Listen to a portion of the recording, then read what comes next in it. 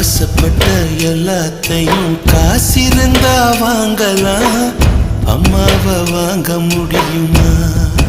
நீயும் அம்மாவை வாங்க முடியுமா?